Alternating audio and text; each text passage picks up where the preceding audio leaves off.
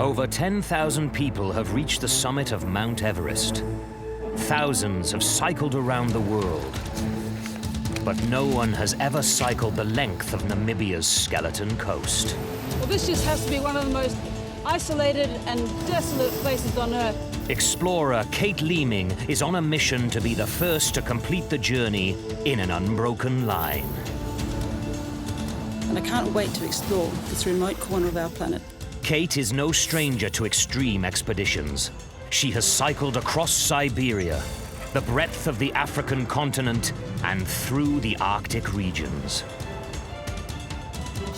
Kate's route traces Namibia's entire Atlantic coastline. Starting from the Kunene River in the north, she will cycle through the Forbidden Lands, along windswept beaches, and over the high dunes of the Namib Sand Sea to reach her destination in the south, the Orange River. This whole thing is a test of the mind. Quite incredible. There's bones everywhere. No wonder it's called the Skeleton Coast. From remote and punishing terrain. Skeleton Coast will take me too. I'm suddenly feeling a bit nervous. A harsh and hampering climate. Everything's just corroded away. Just turns iron to dust. Skeleton Coast certainly takes no prisoners.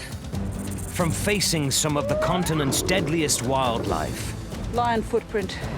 To experiencing the raw majesty of the desert. You're not that fit, you won't survive. Life here is really not easy. This ambitious 1,000-mile journey down the spine of the Skeleton Coast will push Kate beyond anything she has ever experienced before. So far, Kate has battled fierce conditions. The wind is just way more severe today. Experienced one of the continent's best-kept wildernesses, and come face to face with Namibia's desert-adapted lions. My body, my legs especially, more and more tired. It's all about energy management. This whole thing is a test of the mind.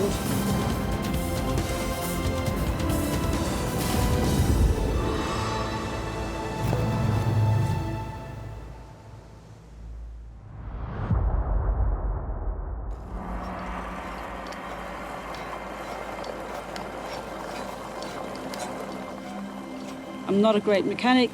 I can do the basics. So when something goes wrong, okay, and then I have to think about it and slowly work it out. Just take my time.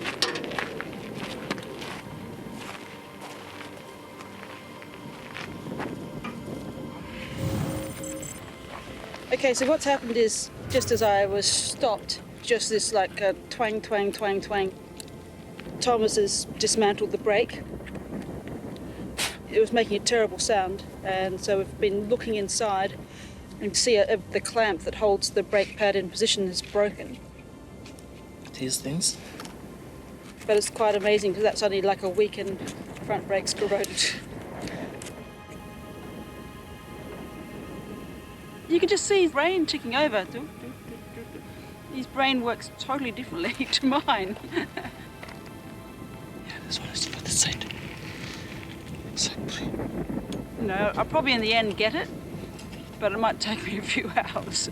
And he sort of worked it out in about 20 minutes. I'll be happy with that. Nice, quite. It's amazing. Give you a big handshake. There you go. Here. 1, 2, 3, 4. And then shake. Okay, cool.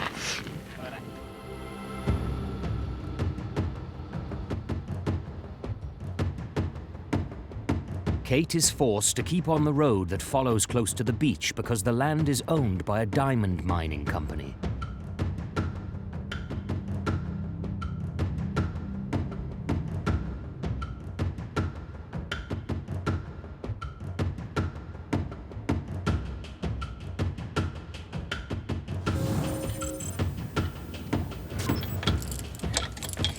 Bye-bye. Leaving the mining area behind, Kate speeds over the hard-packed salt roads. She makes quick time on her way to Swakopmund, the halfway point of the expedition.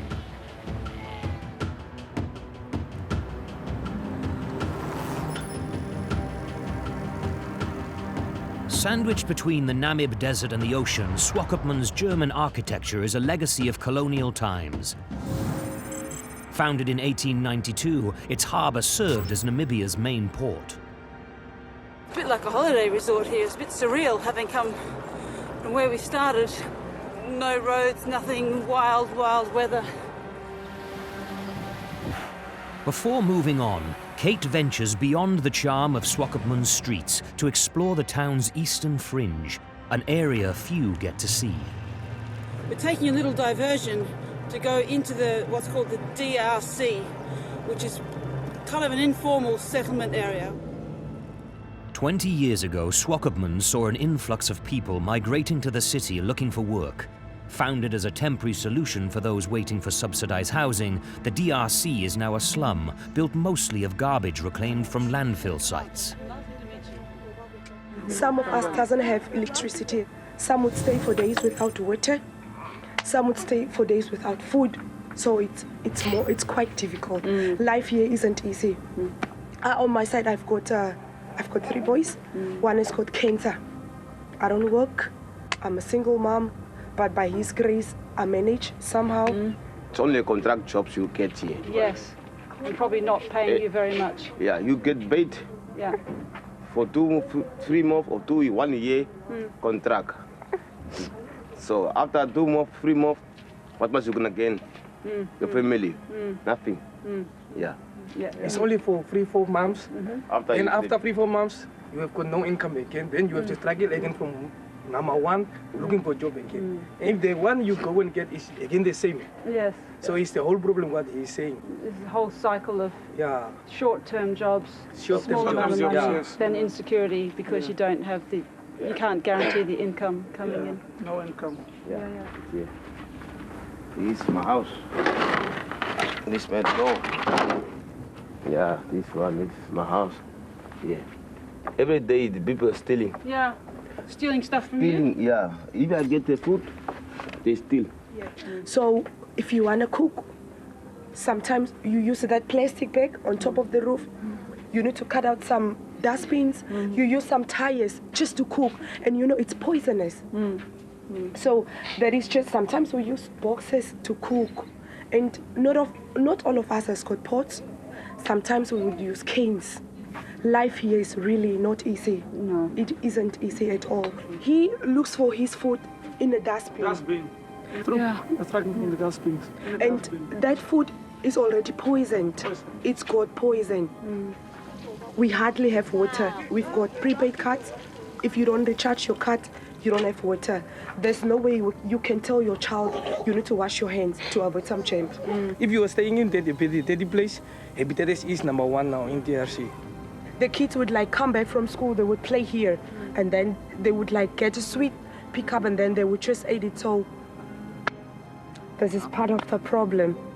Thank you so much for showing us everything. I really appreciate your time to come and tell me your stories as well, and tell me your situation, and allowing us to come and see how you live. I really hope things improve for you in one way or another. It's kind of overwhelming. It's kind of like depression. It's just sad, and it's like the government does do stuff, but they're in such a spiral that they can't see their way out of it.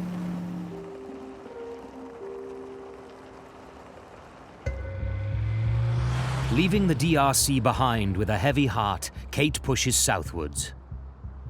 She relishes a few miles of open tarmac road because she knows what lies ahead.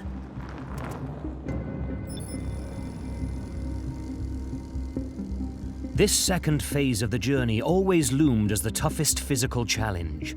South of Walvis Bay, there are no tracks whatsoever for 320 miles, just a harsh, barren sea of sand. 35 miles to the south, Kate must cycle around Sandwich Harbour, a coastal wetland and conservation area that is internationally recognized for its diverse and abundant bird life.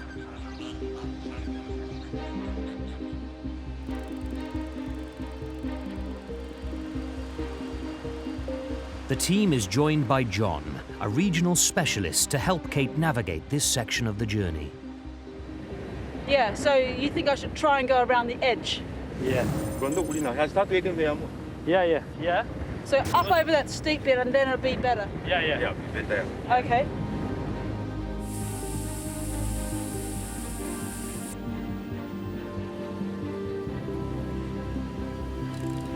So what I'm going to be doing is try to get up that slope there, and then apparently believe on the other side it might be a little better, so it's worth a try.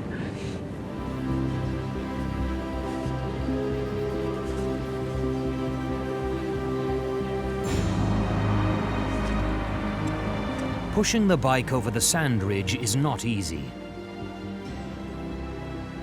The dunes roll on to the horizon.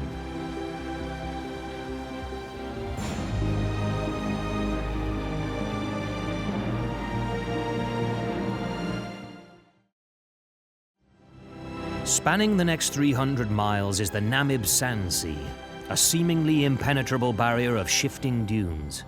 Being able to traverse it by bike is a great unknown. But there's only one way to find out if it's even possible.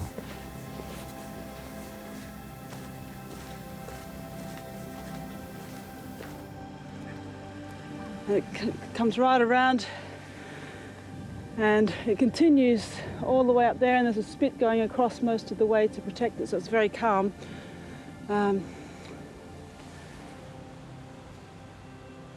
Around the edges of the little bays, it's probably going to be pretty muddy.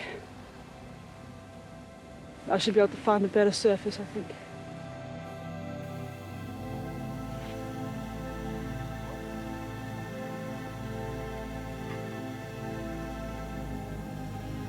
The team decides that following the convoluted coastal route is not an option. As usual, Kate sets off before the team. She follows a pair of vehicle tracks over the dunes and into the mighty Namib Sand Sea.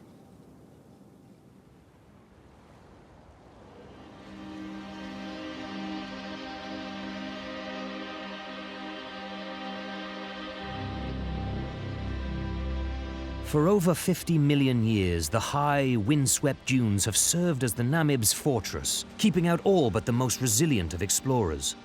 This inhospitable environment destroys all that is weak and vulnerable. Only the best adapted survive. So it's been an incredible morning so far, going along through the dunes, trying to get towards the beach, cutting off the big peninsula of Sandwich Harbour.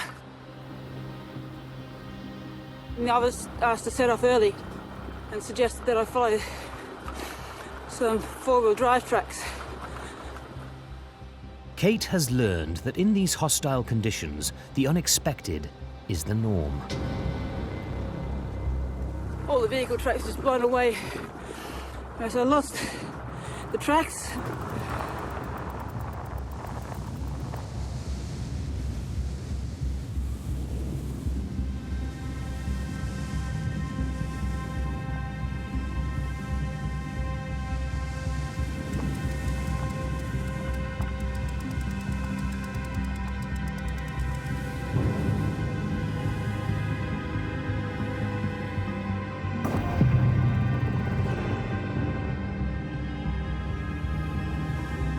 As Kate struggles to navigate through the dunes, the team is looking for her, but she is nowhere to be seen.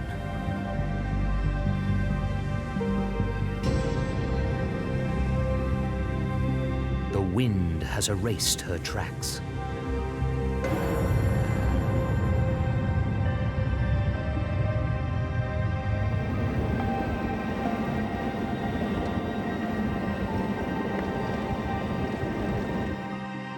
Even the master trackers cannot find her.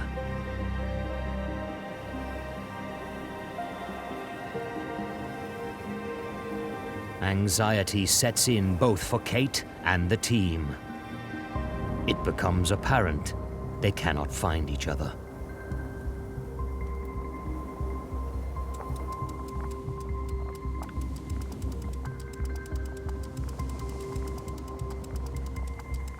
The scale and intensity of the desert are testing. Losing your team here is life-threatening.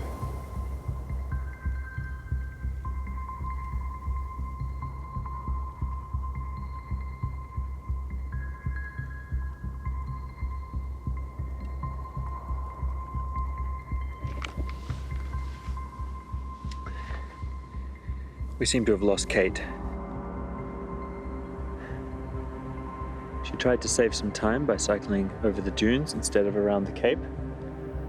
We saw her tracks a little earlier, but now they've disappeared into the dunes.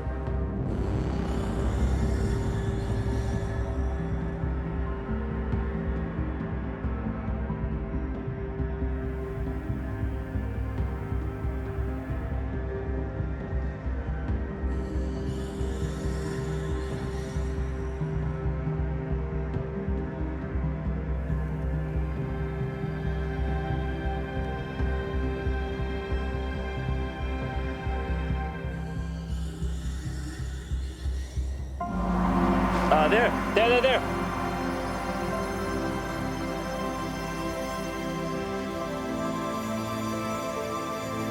I thought I was cutting across an angle, essentially across the dunes, and to follow the vehicle tracks. But pretty quickly I lost the vehicle tracks. So I just kept thinking I saw some more tracks, so I kept following those. But anyway, and I thought they would catch me much sooner, because I'd done about 12 kilometers by the time I found them. Reunited with the team, there is another immediate problem Kate has to deal with. Problem is, so the rubber thing has come off. Sand is now getting into here, and that is slitting that.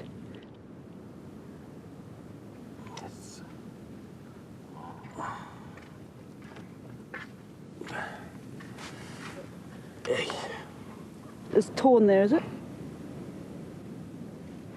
It's not fully on yet. That'll spin off actually. So we need to just. So if you push this, and I'll turn this. Okay.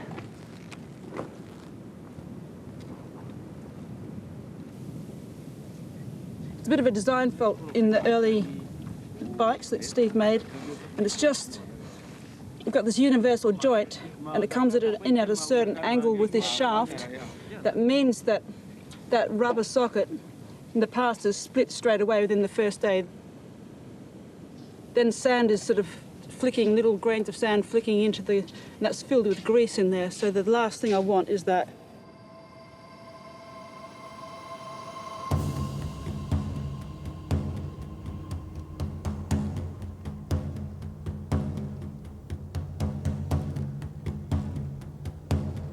It is a relief to get back to the ocean where navigation is simple. The incident has been a wake-up call for the crew. In an environment like this, mistakes can be costly.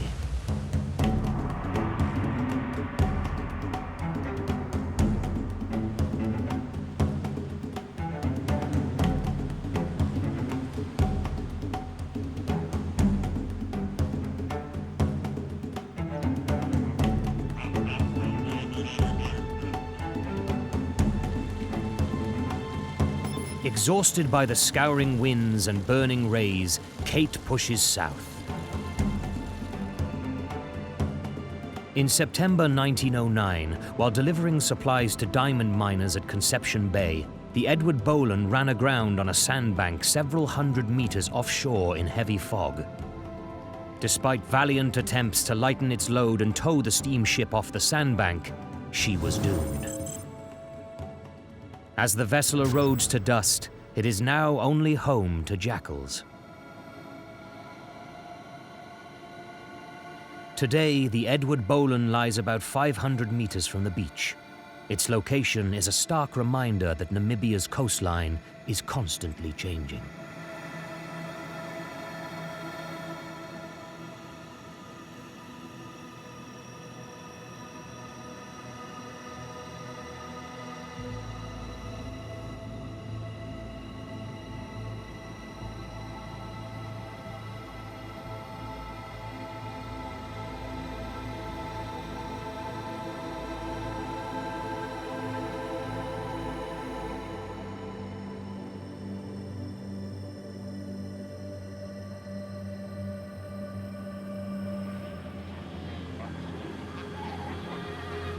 The afternoons are particularly tough.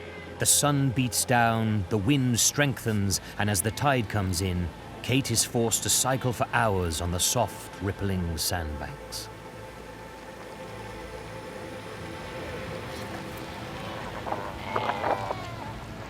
this way. Okay.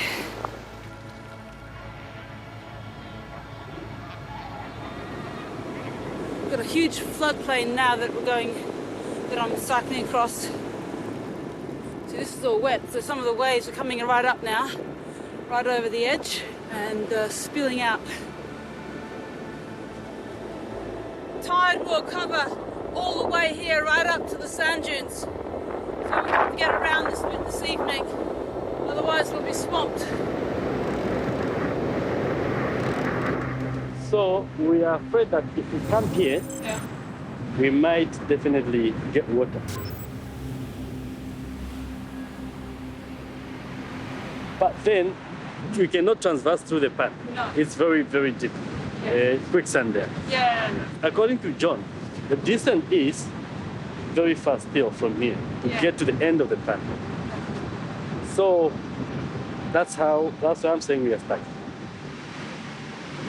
The only option was, if possible, to load the bike and drive to the end of the pan. Come back to that exact spot.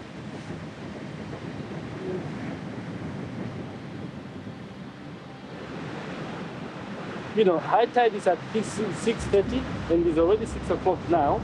Water is still doing fine, but what is when it's 6:30? Is it gonna be very worse than this? Does it change so much in 30 minutes? So what do you say? So we can't camp here? It depends on how wet you wanna become.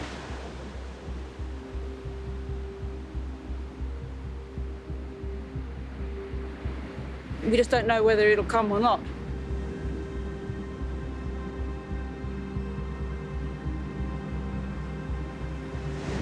But as long as we get the main stuff up, like our tents in the morning, then we could probably do it. Okay. What do you think? Let's give it a try. There's no point driving 30 k's up and back, and I'm not going to miss 30 kilometres in a continuous line. I'll have to stand up for that.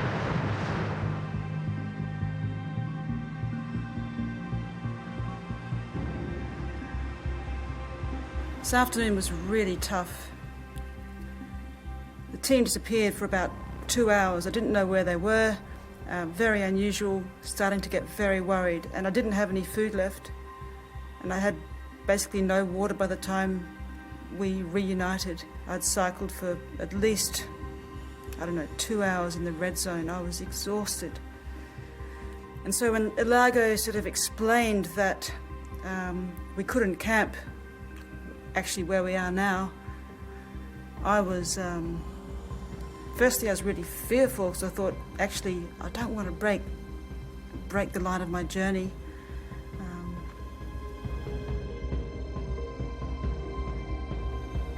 I'm sure I've made the right decision. Time for some sleep.